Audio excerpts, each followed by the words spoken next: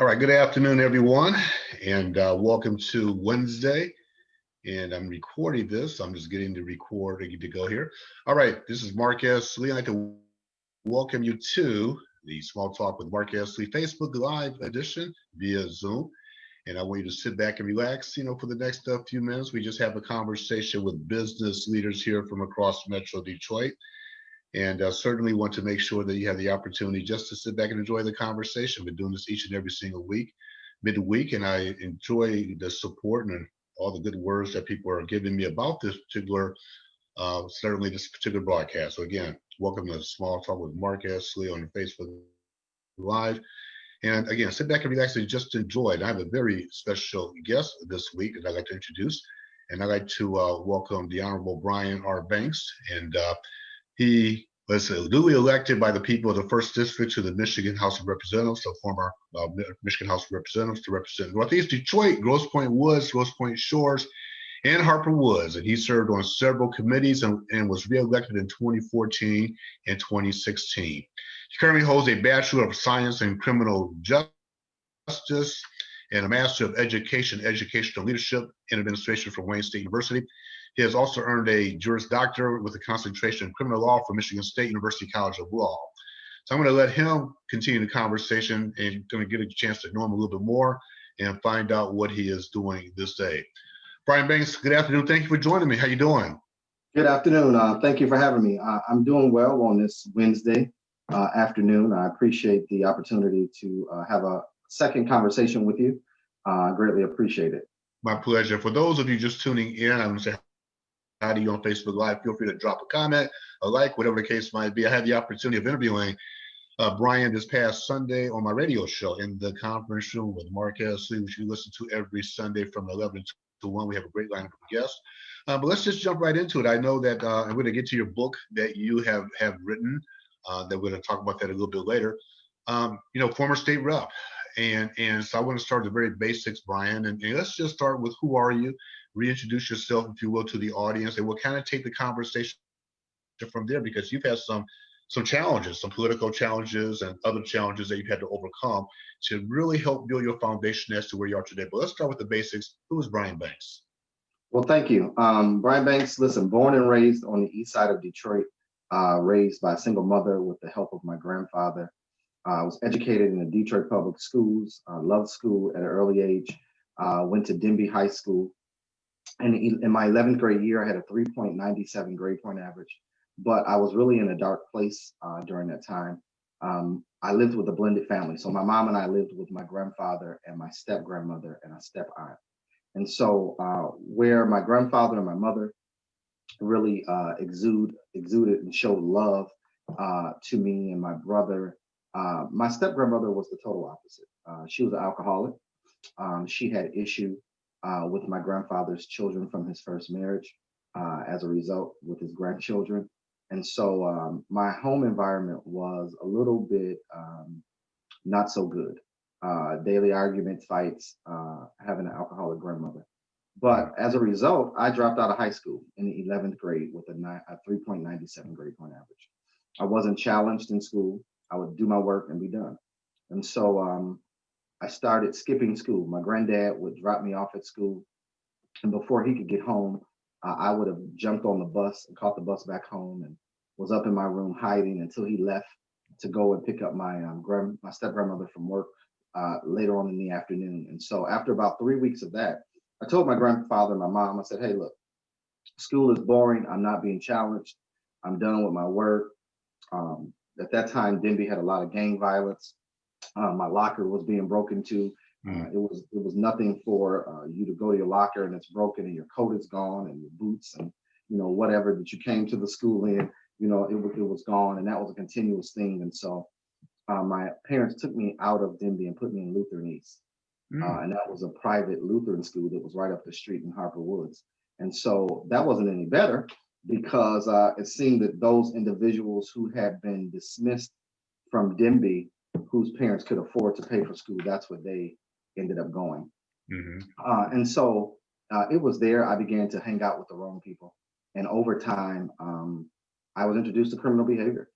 I was introduced to criminal behavior through some people I took under the banner of friend, and I learned a new lifestyle. At the time, I didn't need to do it. At the time, I had dropped out of school, but I had gone and got a good job, and I Mhm. was working a very good job, making good money, and I began to go down this life of criminal activity. I knew it was wrong, but just didn't care. I wanted to be accepted. I wanted to hang out with my friends. I wanted to be accepted among my peers. And this is what everyone else was doing. And so down through time, I ended up getting in trouble with the law. And my past actions and deeds had caught up with me. And Mhm. so there I went to the criminal justice system. And we had done so much back in 1998, 99, that it seemed as if once I got one matter corrected, another matter showed back up. And once I resolved one issue, another issue showed back up. And so it was a domino effect. And so I say to anyone, as you make decisions and tough decisions, uh, don't just make them based upon the information that you have at hand. Make those decisions based upon your future, Mhm. because the decisions you make today will affect you the rest of your life, and not only you, but your children, your family. And so through the criminal justice system, I went, and I was in Oakland County, and I stood before a judge who showed so much compassion and showed so much willingness to want to change the lives of others. And I stood before the Honorable Judge Denise Langford Morris Mm. in 1999. And at the time, she was the only African American judge out there on the Oakland County bench. Mhm. And I saw She's how a she great dealt lady. with the, huh? She's a great lady. She's a phenomenal jurist, a wonderful lady, and I have much respect for her and the work that she does, especially being the first African American appointed to the circuit court bench in Oakland County. One of the back in the day, it was one of the more conservative counties. They're getting a little bit more liberal Mhm. now, but she saw something in me that I didn't know still existed. I had just come to the conclusion that life was over for me. All my dreams, all my hopes, all my aspirations. I had hoped to go to law school and become an attorney and then become a judge. And I just thought it was all over for me. And so I remember going to jail and my grandfather coming to get me out of jail. And I was embarrassed for myself. I was embarrassed for my family. My grandfather said, "Hold your head up." He said, "Good people make bad choices. And guess what? You're still going to go to law school." Mm. And I said, "Wow, how am I going to still go to law school? You just bonded me out of Oakland County Jail." And my grandfather and my grandfather did the best that he knew to do with a fourth grade education. Had retired from General Motors Yeah. after 25 years of service there. My mom did the best she could as a single mom, working two jobs, and so it was there of me standing before Judge Langford Morris that I began to have a revelation that. And I'm not saying everything um, just turned changed overnight, but it was the start of realizing you got to make better decisions. You Yeah. got to make better choices. You got to understand that there are consequences. And so um, I went through that, and the judge gave me a year probation and a tether. I fulfilled that, got done with that. Something else popped back up, and I just was like, when is it going to end?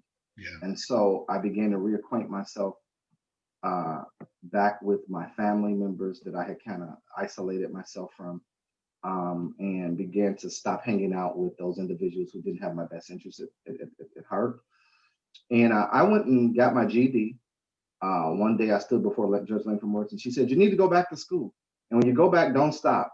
Don't stop. And I've taken that to heart as I'm still in school now, finishing up my PhD, my dissertation. But I went and got my GED the very next day. Yeah. And when I went back to court, I, let the judge know that I had obtained my GED and that I had enrolled at Wayne State University to work on my bachelor's degree. And so I got my bachelor's degree from Wayne State in about 3.5 years. I was able to land part-time jobs, substitute teaching, a number of things. Now, I didn't rape, rob, or murder anybody. We were at the mall using a credit card and checks that was not ours, and we didn't have permission to do that. But nonetheless, having the convictions was hard for gaining and maintaining employment. And Mhm. so I had rough patches throughout, but I got my bachelor's degree. I later went on and got my master's degree from Wayne State in education. And it was there that I continued to build relationships Yeah. and continued to volunteer and just really lean on my community, my family, my close friends, a number of people that I knew. Some of my close friends were judges and attorneys, and people were in the industry in the area that I wanted to go. Yeah. And so I did that, and I ended up getting my master's, and then I went to law school, and I graduated in 3 years with my law degree from Michigan State University College of Law, which is not an easy school to get in, Right. which is not an easy school to matriculate through. But I drove 4 days a week from the Harper Woods area to East Lansing. Mm. Some days I didn't have but a pack of oatmeal and some peanut butter crackers and just enough gas to get to school and back. But I was determined to go to school. I was determined to do good. I was determined to graduate. You know, my second year law school, my grandfather, the only father I knew really, took ill, and he became to the level he needed some assistance. So I ended up having to move my granddad in with me. Yeah. So it was a balancing act. I was his caregiver. I was his guardian and conservator. And so it was a balancing act because I had to juggle taking care of my grandfather as well as trying to work a part-time job as well as commuting to law school. So you had a lot of challenges. And by the way, you went to Lutheran East. I went to Lutheran West way back Okay, in all right. the day. Greenfield. Greenfield, Greenfield, and I think Joy Road, way back in the day. But you had some challenges that you certainly had to navigate, and as a result of those challenges, you really continue to focus on your education. You also mentioned you had a very strong network of people, really uplifting you, starting with the judge who saw something in you. Uh, let's kind of unpack that a little bit further. So now, and we're going to come back to your network of people in a minute, but eventually become elected. You've become elected to in 2014, I believe, as a state rep. 2012. 2012. Thank you. I stand corrected. 2012, you were elected. Talk about why you decided to get involved in state government as a state rep. And then you also got some challenges as a direct result of being involved in the legislature as well. Let's talk about that. So, I never had a desire to run for state office or the state legislature. I lived in Harper Woods at the time, so we were represented by someone who I did not feel met the interest and the needs of the full district. And so my legislator at the time did not look like me. He was more of a conservative Democrat, and he represented all the Grosse Points, Harper Woods, and Detroit. But more of his views aligned with those of those Grosse Pointers at the time. Mm. And so oftentimes, Black people, brown people, individuals who were not born with silver spoons in their mouths, we were not represented when it came to votes being cast, when it came to issues being pushed.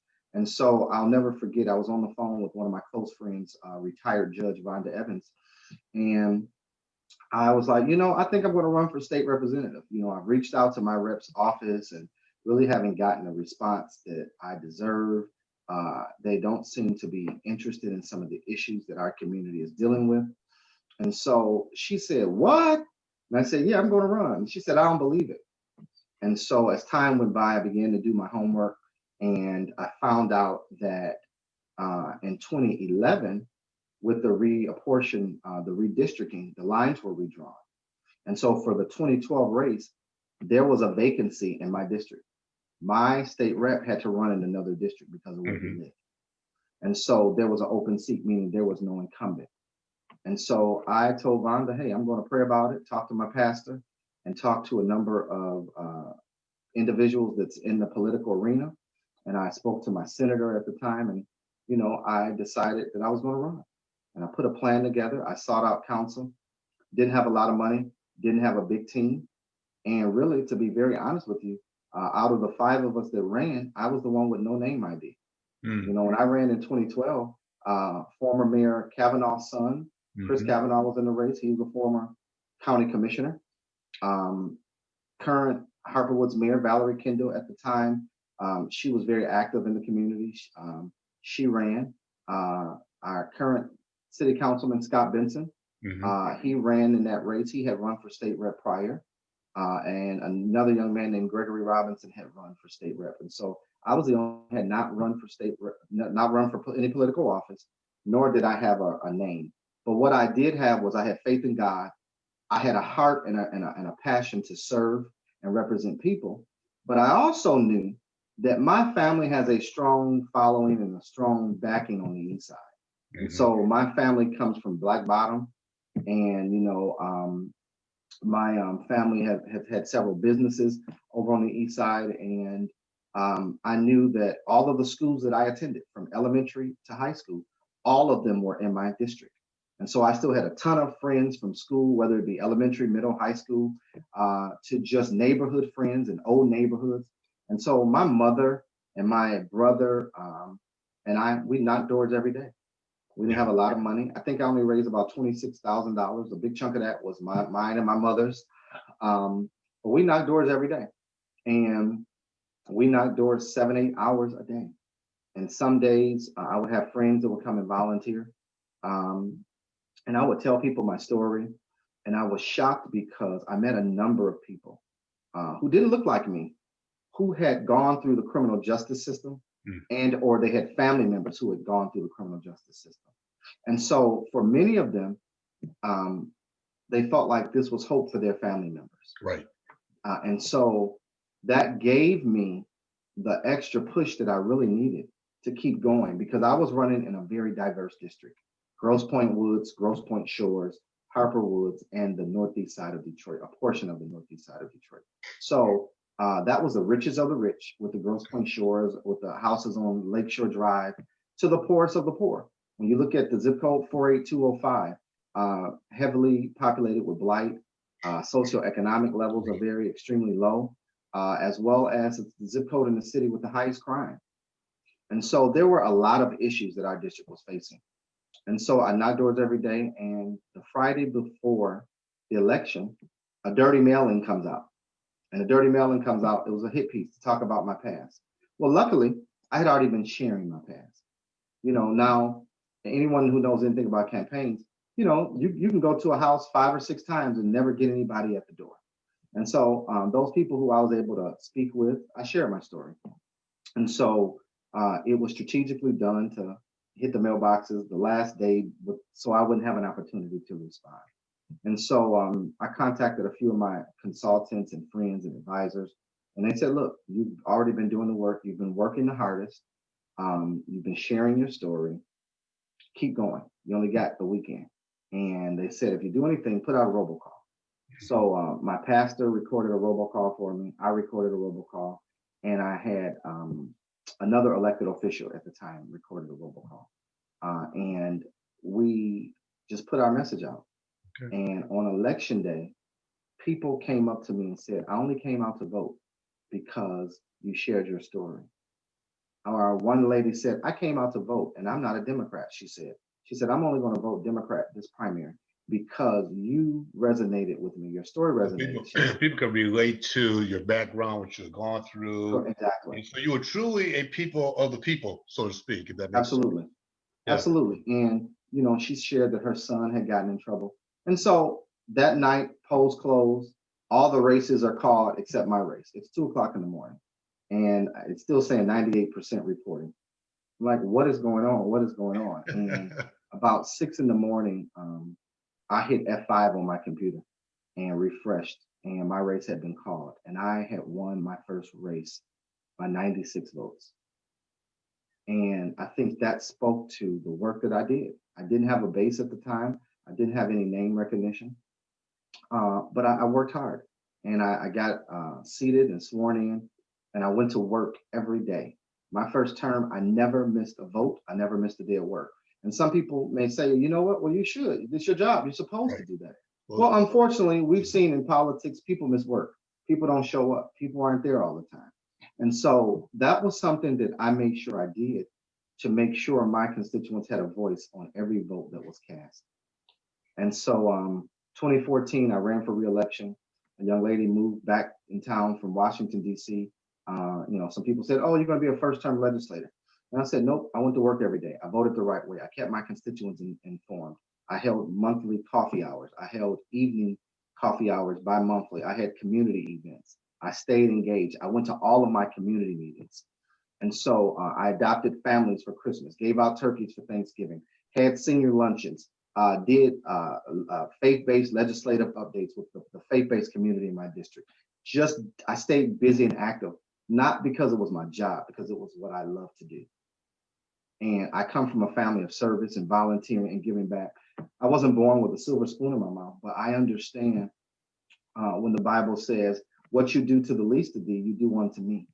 And so I always made sure that I used my platform to help build others and help to improve the quality of life for others. And so my reelection came. The young lady, she did a dirty mailing, the same mailing talking about my past and whatnot. So at this time, people are tired of hearing about it. And so it got somewhat nasty. But God saw that I prevailed. And that time I won by over 800 and something votes. But not only did I win my reelection, but my colleagues elected me as the chairman of the Detroit caucus of the state legislature. And so that's 10 state reps that represent the city of Detroit, 5 state senators that represent the city of Detroit.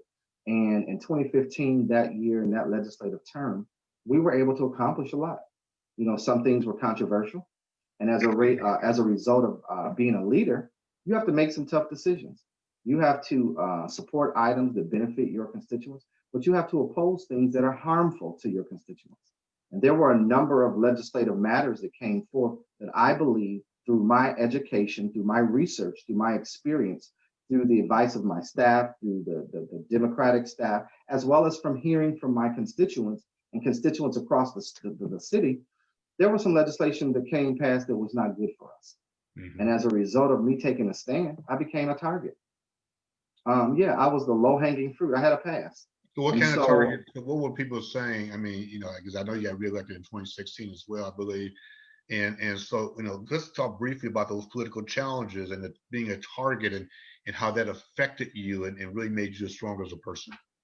So, having not served in any type of elected capacity in public service, it was all new to me, the extent that people would go to try to get you to side with them on legislative matters. Mm-hmm. And so I'll never forget one of my Republican colleagues who I had grown to respect and had worked with him on a number of issues. He came to myself and a Democratic colleague and he said, "You all are being so effective, but you're causing issues." He said, "Your names are being discussed about how you are able to be this effective. How are you able to unify the caucus? How are you able to unify your legislators, your colleagues, that you all have been able to take some of the positions that you've taken? And as a result, he said, you all need to be careful." He said, "I'm hearing people are going to start messing with you. They're going to start causing issues for you." And so in my mind, I'm like, well, what does that mean? I come to work, I do my job. I've told my story. Since I've taken office, I'm like, I've been here, I've done right by the people. And so I get through my second term. It's time to run for my last and final term due to the term limits. And one Monday morning, I'm getting dressed to start campaigning, waiting on my volunteers and staff to get to my house. And I receive a knock on my door. And it was some individuals from the Attorney General's office wanting to speak to me about some historical information. Mm. I said, "Historical information?" They said, "Yeah." They said, "We want to talk to you about a loan." And I said, "I don't have a loan at this time." I said, "Any debt that I had prior to me taking office, I addressed that debt. I took care of that debt. I either paid it off or I had an attorney to make payment arrangements. I've paid off everything." And they said, "Oh, no, you paid the loan off." I said, "Well, I don't know what you're talking about." So they said, "Well, we want to talk about this loan you got back in 2010. I said, "A loan I got back in 2010? It's 2016. And they're like, "Yeah, your income didn't add up." And I said, "I don't understand. And so I need your cards and I'll get an attorney to, come and speak to you or reach out to you." And they said, "No, you're an attorney." I said, "No, I have a law degree. And even a good attorney needs an attorney. Right. And so I'm going to end this conversation and I'll have my attorney to reach out to you. Yeah. And so that's what I did. And we found out that someone somewhere had went digging and it was like a full body cavity search that was done on my whole life. And what was dug up was a loan that I took out in 2010, right after I graduated from law school. It was a $3,000 loan that I got to take the bar exam. And the loan was paid back. And when we added up how much I paid back with interest, a $3,000 loan, I ended up paying back $4,200. Mm-hmm. And the loan had been paid back several years before they knocked on my door. Yeah. And so they said your income didn't add up. And so through the court system, I went again. And, you know, we knew it was political. We knew there were some other things going on. And after several months, you know, I decided, you know what, I'm not going to continue to spend money on this. I'm just going to get out as gracefully as I can, Okay. not for me, but for my mother, who was very concerned, for my family, but not only them, but for the constituents that loved me and respected me and supported me. That I didn't want this to continue.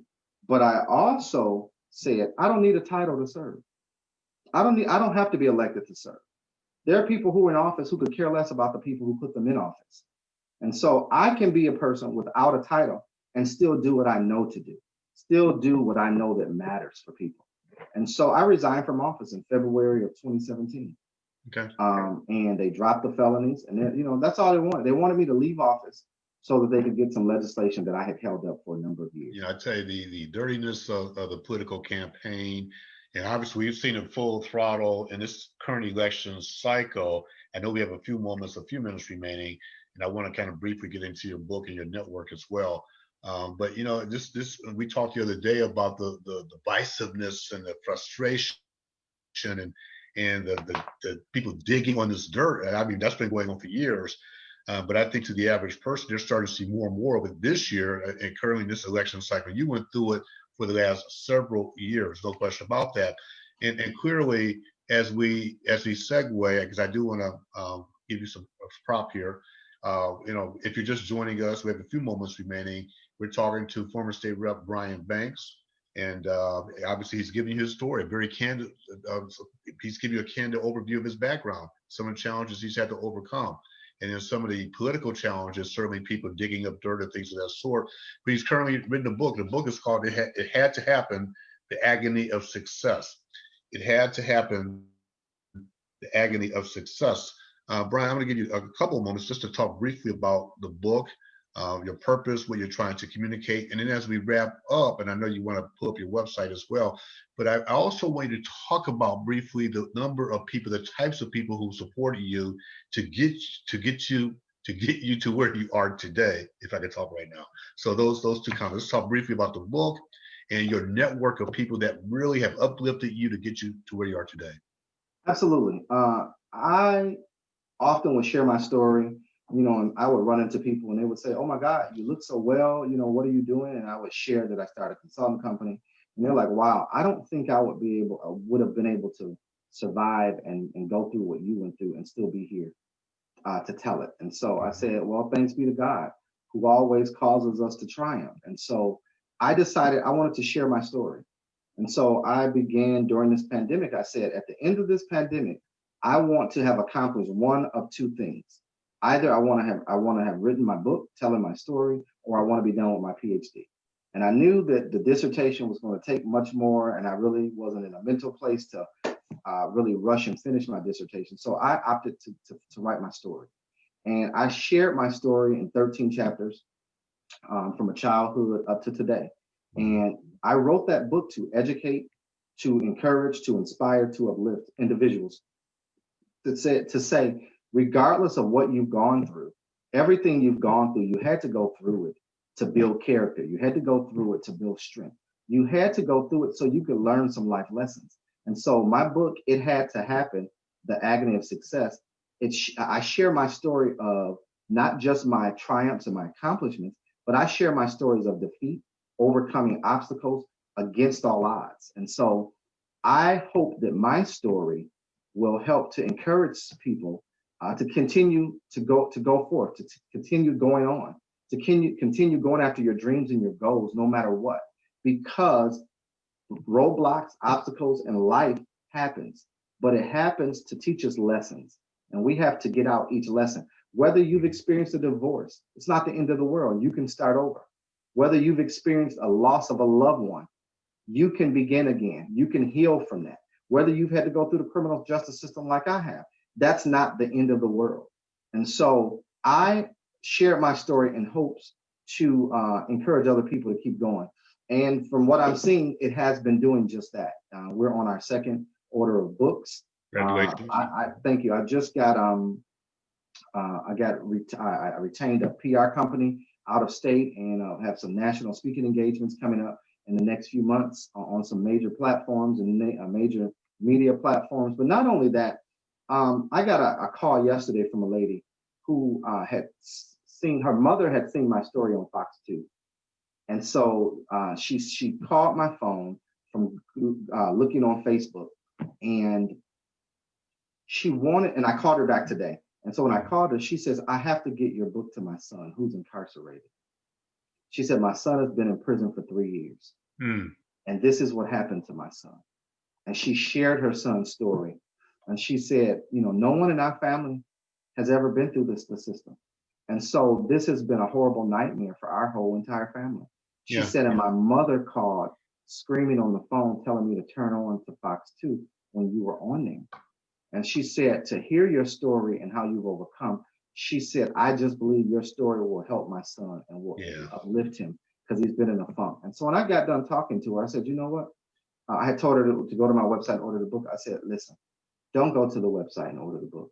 Just text me your son's information, and I will sow a seed into your son's life of a book. And I will autograph it to your son in hopes that when he reads the book, that he will understand that life isn't over for him, that he will understand just because he's where he is, that doesn't have to be his final destination. And so, in my book, I talk about the importance of having genuine friends and supporters around you. And so I've been blessed enough to have people who believe in me, who support me. Even in your darkest hours, you need people that believe in you and support you. And who are some of those people because you referenced some the other day? I just briefly, as we wrap up in a couple of minutes, so just kind of highlight I know there are a lot of people, but you did mention a couple of people the other day that I thought, I'm going to share those individuals who supported you. So, Judge Denise Langford Morris, I went before her in 1999 and in 2000. I didn't see her again until 2007. And when individuals get the book and they read, I didn't meet her again until 2007 when I reintroduced myself to her. And I shared with her that I had stood before her and everything that had happened, and that I had since then gotten a bachelor's and a master's degree. And at that time, I was a first-year law student. And she was just back and surprised and appreciative that I came back to tell her thank you. I thanked her for giving me a second chance. I thanked her for believing in me. I thanked her for seeing greatness in me and not looking at me as another Black male who was just on the wrong path. And it was because of what she imparted in me, along with my mother, my grandfather, and others, that I grabbed a hold of the reins of my life and began to put things in order. So she was one of those people. Retired Judge Vonda Evans, State Representative Sherry Gay Daniel, some of my closest friends. I'll never forget when I resigned, a good friend of mine said, let's go to lunch, B. Banks. And I went to lunch and had lunch with her. And the world knows her, our city and state knows her. Karen Dumas is a very good friend. And Karen, and I spoke, she said, what's next? We got to think about what's next. And she gave me a card, and I got home and opened up the card. And Karen really was there for me. Even though I didn't need anything at the time, it was just the gesture of her saying, here's a little something to make the road a little lighter. Mildred Gaddis, another individual, we went to breakfast, and she said, how much is your car note? I said, my car note is current. She says, I didn't ask you that. She said, how much is your car note? And I told her, and I said, why are you asking? She went in her purse and she wrote me a check, and she said, here's the next 3 months on me. And so what people said is, Brian, you've given us opportunities that we wouldn't have had, but for you. You've opened doors, you've allowed us to meet other people, You've been good. You've adopted 50, 60 families every Christmas out of the kindness of your heart. You go back and you give to seniors. It's our time to sow back into you. And so those are just a few examples That's of outstanding. individuals. And it's important that you have people who don't talk about you behind your back when you make a poor choice or poor decision, but they support you, tell you when you're wrong, but also support you in tangible ways. And Yeah. so it's been because of my support system that here I am now 3 years later with a very good consulting company with a number of clients. I've had to turn down some people who've asked for my services, but God has been good. Life has been good. You know, I find no fault in God. I find no fault in where I am. I thank God for every opportunity and every open door. And I appreciate this opportunity to share with your listeners. Well, absolutely. And it's just wrap up. I do need to wrap up. So I know you have a website you want to share where people can get your book. So I would turn over to you to give your website and then we'll wrap up. So go ahead. I'll turn over to you right there briefly. Absolutely. Thank you so much. For those who are interested in obtaining a copy of the book, you can go to my website and it's on the screen. It's ithadthe2happen.com. It had to the number 2 happen.com. And you can go right there and purchase your book. I will also, once I receive those orders, I will also sign them and send and ship them out, autograph them. And anyone can go to ithadtohappen.com, the number 2, and order your book. And I greatly appreciate it. And I thank you, Mark, for this opportunity. Well, Brian Banks, I want to thank you. This is an inspirational story. I'm so glad. And I want to thank Karen Dumas, who she is tuning in for coordinating and setting this up for us. An inspiring story, Brian. I want to thank you. Go ahead and make it a great day. And really, it's an inspirational story. Thank you very much. I appreciate it. Thank you so much. I appreciate you, and you have a good weekend and be safe. And for everybody, all of you, thank you for tuning in for this week's Small Talk with Marquez Lee Facebook Live. I want you to go out and make it a great day, make it a great week. And I will check you out Sunday in the conference room on 19 AM the Superstation. Go out and make it a great day, and we'll talk to you soon. Take care, everyone.